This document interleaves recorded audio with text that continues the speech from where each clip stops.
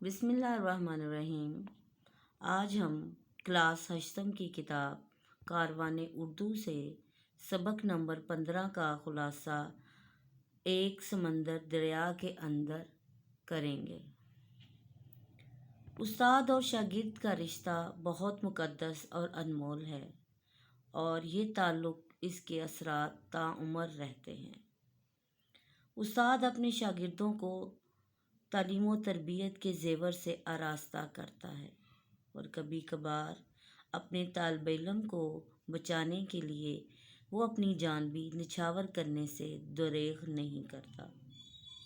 اس طرح کے ایک استاد نصر اللہ تھے، جرأت کے پیکر اور مضبوط جسم کے مالک۔ اس وجہ سے ان کا نام شجاع پڑ گیا۔ وہ 1970 کو کراچی میں پیدا ہوئے۔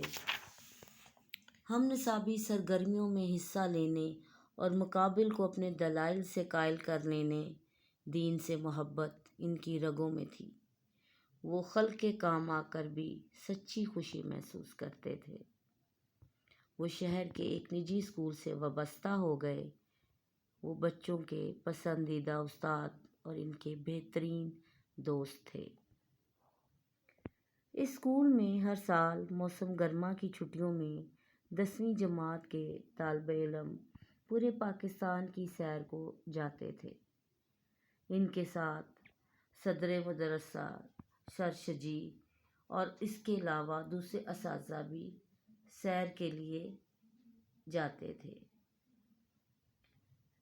26 مئی 2014 کو صدر مدرسہ اور دیگر اساتذہ بچوں کو لے کر مختلف علاقوں کی سیر کے لیے گئے۔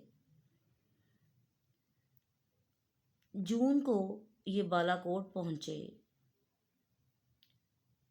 دریا کنہار کے کنارے رکے اور ایک بچہ جو سفیان نامی تھا، وہ قدرتی حسن کو دیکھ کر تصویر لینے کے لیے اترا اور ایک پتھر پر کھڑا ہو گیا۔ اچانک اس کا پاؤں پھسلا اور وہ دریا میں جا گرا۔ ان کے صدر مدرسہ شجاع صاحب نے اس بچے کی جان بچانے کے لیے خود بھی دریا میں چھلانگ لگا دی۔ وہ ماہر تیراک نہ تھے۔